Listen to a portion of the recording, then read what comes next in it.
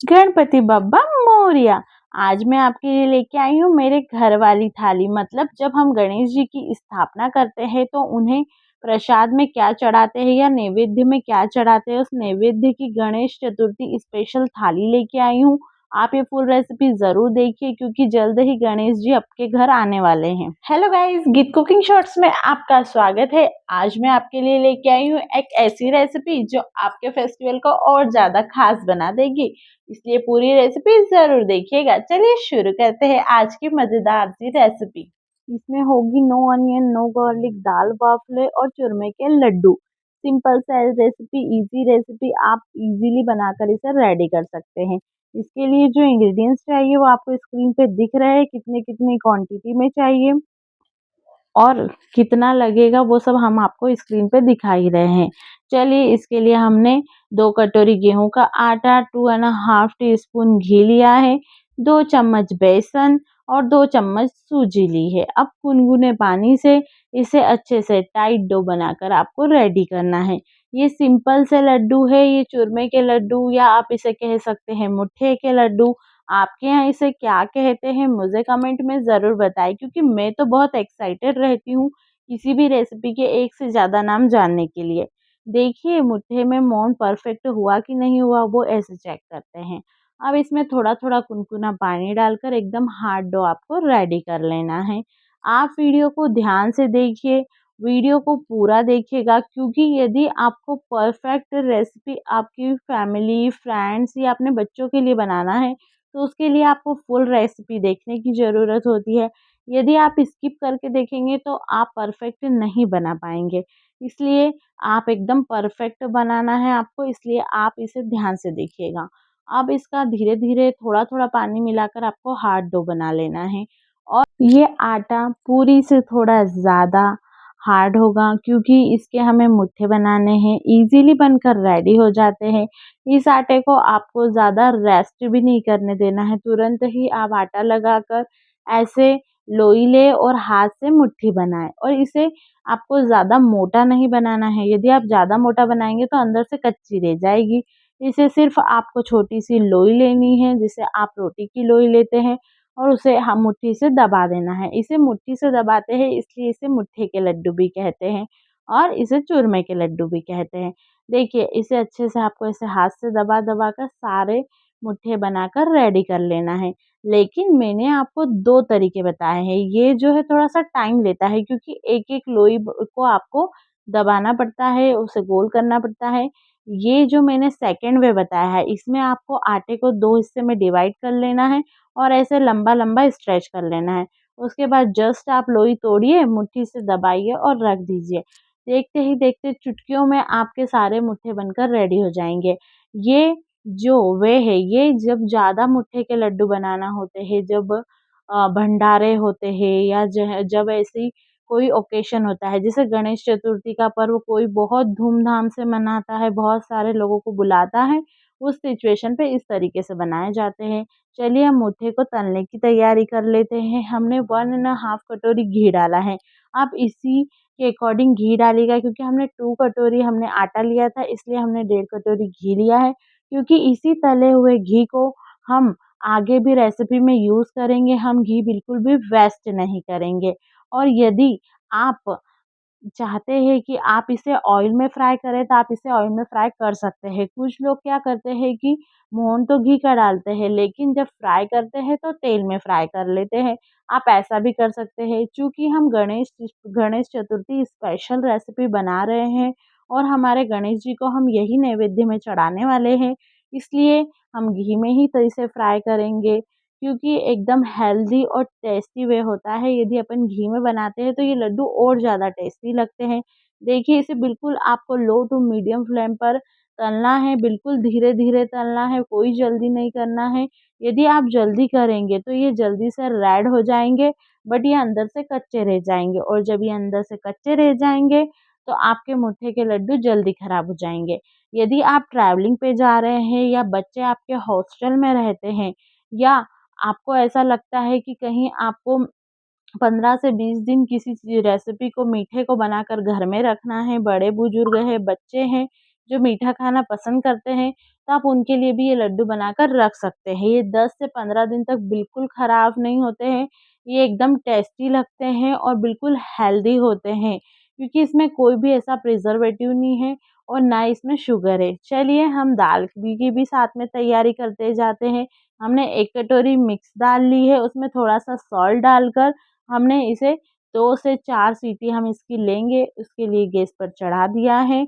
और दाल बाटी का आटा भी तो हमें गूँदना है, उसके लिए हमने 2 कटोरी गेहूँ का आटा, आधी कटोरी सूजी और नमक लिया है, थोड़ा-सा अजवाइन क्रश करके डाल दिया है। यदि आपके पास मोटा बाटी वाला आटा है तो आप सूजी को स्किप कर सकते हैं। हमारे पास नहीं था इसलिए हमने इसे स्किप नहीं किया है। अब नॉर्मल वाटर से एकदम हार्ड डो बना लीजिए। आप दाल बाफ़ले बनाते ही होंगे और दाल बाफ़ले दाल बाटी में कैसे आटा लगाते हैं वो तो आपको पता ही होगा। हार्ड आटा जैसे मैं आपको वीडियो में दिखा रही हूँ, बिल्कुल ऐसा ही आटा लगाना है आपको और इसे रेस्ट पर 10 से 15 मिनट के लिए छोड़ देना है। अब जो मुट्ठे हैं वो भी हमारे ठंडे हो गए हैं। अब इन्हें अच्छे से हाथों से मैश कर लेंगे और मिक्सी के जार में डाल देंगे और इसे पीस लेंगे। आपको इसे पीसना होगा, बिल्कुल ज़्यादा आपको बारीक भी नहीं करना, ज़्यादा पतला भी नहीं करना, थोड़ा-सा दरदरा ही पीसना है। कैसा पीसना है ये देखिए मैं आपको वीडियो में दिखा ही रही हूँ। इसलिए वीडियो आपको पूरा देखना है, एकदम ध्यान से देखना है, तो आपकी रेसिपी एकदम परफेक्ट बनेगी। अब इसे छन्नी में डालकर आप छान लीजिए। आपके पास यदि तार वाली जो जिससे घी छानते हैं वो बड़ी वाली छन्नी है तो आप उससे भी छान सकते हैं। लेकिन जो आटा छन्नी होती है इससे आप यदि छानते हैं तो ये एकदम परफेक्ट छनता है। और अब जो ये ऊपर का लेफ्ट ओवर डो बचेगा, इसे भी आपको जार में डाल देना है और जो बचे हुए मुट्ठे हैं वो भी इसमें डालकर आपको अच्छे से बारीक अब इसे पीसना होगा, ताकि हमारे पास लेफ्ट ओवर ना बचे। अब साइड बाय साइड जो हमारा घी गरम था, उस घी में हमने 1.5 कटोरी गुड़ डाल दिया है, जिससे हमें इस लड्डू में मिठास डालनी है। अब इस गुड़ को बिल्कुल पिघलाना है, इसे आपको ज़्यादा हार्ड नहीं करना है, वरना आपके लड्डू एकदम हार्ड हो जाएँगे। सिर्फ़ गुड़ जो है आपका पिघल जाए, बस इतना ही आपको इसमें गरम करना है। इसमें रोस्टेड ड्राई फ्रूट मिलाने हैं, इस अच्छे से मिक्स कर लेना है। इसे आपको गरम-गरम ही मिक्स करना होगा और थोड़ा-सा कुनकुना हो जाए तो फिर तुरंत इसके लड्डू बनाकर रेडी कर लीजिए। यदि आपको चूरमे के मोदक बनाना है, तो आप इसे ही मोल्ड में डालकर इसके मोदक बना सकते हैं। मोदक के मोल्ड से बनाएँगे तो ये चूरमे के मोदक बन जाएँगे और यदि आप लड्डू बनाएँगे तो ये लड्डू बन जाएँगे। सबसे पहले मीठे से शुरुआत करते हैं, इसलिए हमने परफेक्ट चूरमे के लड्डू बनाकर रेडी कर लिए हैं। अब चलिए हमारा आटा भी 15 मिनट रेस्ट हो गया है। अब इसके बाद इस पे थोड़ा-सा ऑयल लगाकर इसे मथ लेंगे, क्योंकि हमें जो बाटी बनाना है या कहे जो बाफले बनाना है, वो बिल्कुल क्रैक फ्री बनना चाहिए। इसीलिए थोड़ा-सा ऑयल लगाकर इसे अच्छे से जैसे थंब से प्रेस कर लेंगे। और देखिए अब ऐसे आपको लोई लेनी है और छोटी-छोटी बाटी का आकार ले लेना है। अब आपके यहाँ इसे बाटी कहते हैं या बाफला, वो भी हमें ज़रूर बताइएगा। हमारे यहाँ इसे दाल बाटी ही कहते हैं।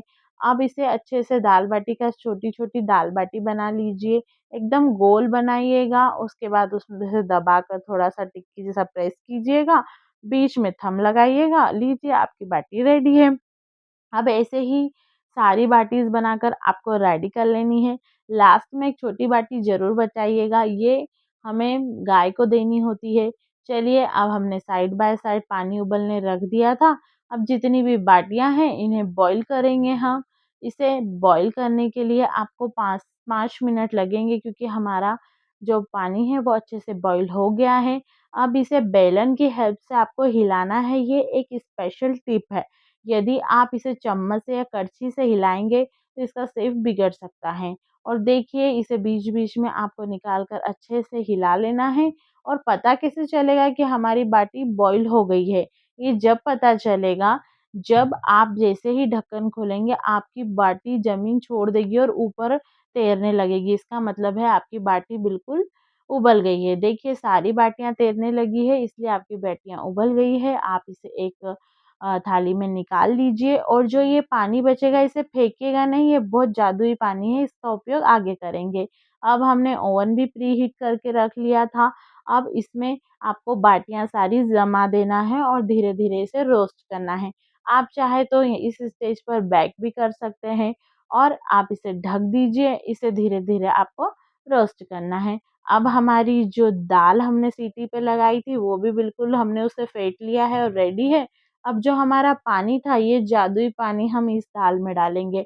आप एक बार यदि नहीं ट्राई करते हैं तो आप एक बार इसी वे से दाल बनाकर देखिएगा, आपकी दाल और ज़्यादा टेस्टी बनेगी और ये पानी में जितना भी प्रोटीन है वो भी आपकी दाल में चला जाएगा और एक बार आप ये ज़रूर मेरे लिए टिप फ़ॉलो करके देखिएगा। अब हमने ऑयल गरम कर लिया है। इसके बाद इसमें रेड चिली, राई, ज़ीरा इस जब ये अच्छे से फूट जाए तो फिर इसमें आपको ग्रीन चिली और अदरक का पेस्ट डालना है। चूँकि हम नो ऑनियन, नो गार्लिक दाल बना रहे हैं इसलिए हमने ग्रीन चिली, अदरक का पेस्ट डाला है। यदि आप चाहें तो आप इस स्टेज पर प्याज़, लहसुन भी डाल सकते हैं या कहें ऑनियन, गार्लिक भी डाल सकते हैं। हमने एक बड़ा टमाटर चॉप कर लिया था और वो भी हमने इसमें ऐड कर लिया है। आपको टमाटर को थोड़ा-सा पकाना है। इसे पकाने के बाद आपको थोड़ी-थोड़ी दाल का पानी डालकर भी इसे अच्छे से पका लीजिएगा। फिर इसके बाद आपको मसाले डालने हैं जिसमें रेड चिली पाउडर, धनिया पाउडर, हल्दी पाउडर। अब इसे अच्छे से मिक्स कीजिएगा और थोड़ा-थोड़ा दाल का पानी डालकर इसे सेकिएगा क्योंकि आप जितना अच्छा ये मसाला सेकेंगे आपकी दाल का टेस्ट उतना अच्छा होगा और आप यदि बिना दाल का पानी डाले इसे सेकिएगा तो इसे इससे क्या होगा कि आपका मसाला जल जाएगा, इसलिए बिल्कुल केयरफुली इसे अच्छे से सेकिएगा। अब हमने इसमें सॉल्ट ऐड कर दिया है। आप ध्यान रखिएगा कि सॉल्ट हमने जब दाल उबालने के लिए रखी थी तब भी ऐड किया था, इसलिए ये बात ध्यान रखिएगा। और इसमें मैंने स्पेशल 1 टीस्पून हमने इसमें शुगर डाली है। जिस वजह से मैं दाल बनाना बता रही हूँ, इस वजह से आप यदि ट्राई करेंगे तो एकदम आपकी परफेक्ट दाल बनेगी, टेस्टी बनेगी। आपके यहाँ भी सब कहेंगे कि हमें ऐसा ही खाना है। और जब हमारे यहाँ गणेश जी का आगमन होता है तो हम इसी तरीके की दाल बनाते हैं और बिल्कुल सबको खिलाते हैं, सब भी बहुत खुश होते हैं। यदि आपको ज़्यादा क्वांटिटी में बनाना है तो आप तब भी बना सकते हैं। एकदम परफेक्ट रेसिपी है। आप गणेश जी को आप स्थापना के समय कौन-सा भोग चढ़ाते हैं, कौन-सा प्रसाद चढ़ाते हैं या आपके यहाँ नैवेद्य की क्या थाली होती है, वो भी आप हमें कमेंट में ज़रूर बताएँ। हो सकेगा तो हम उसका भी वीडियो आपके लिए लेके आएँगे। देखिए हमारी बाटियाँ सिकना स्टार्ट हो गई है। अब बाटी को पलटाते हैं। देखिए एक साइड से तो ये परफेक्ट हो ही गई है। थोड़ी-सी हार्ड हो जाए जब तक आप इसे सेकिएगा और दोनों तरफ से अच्छे से पलटा-पलटा के मीडियम आँच पर ही इसे सेकिएगा क्योंकि इसे परफेक्ट बनाना है। आप इसे मीडियम आँच पर सेकेंगे तो ये आपको एसिडिटी भी नहीं करेगी और एकदम परफेक्ट बनेगी। अब लीजिए हमारी ये बाटी सिक गई है। अब इसे दबाना है और एक साफ कपड़ा ले लीजिए, इसे दबाकर ये बाटी को फोड़ लीजिए और अब इसे घी में डालिए। घी में डुबोई गई गरमा-गरम बाटी का तो टेस्ट ही अलग होता है। आप एक बार इसे ज़रूर बना के ट्राई करें। ये रेसिपी बहुत ईज़ी है और एकदम टेस्टी है।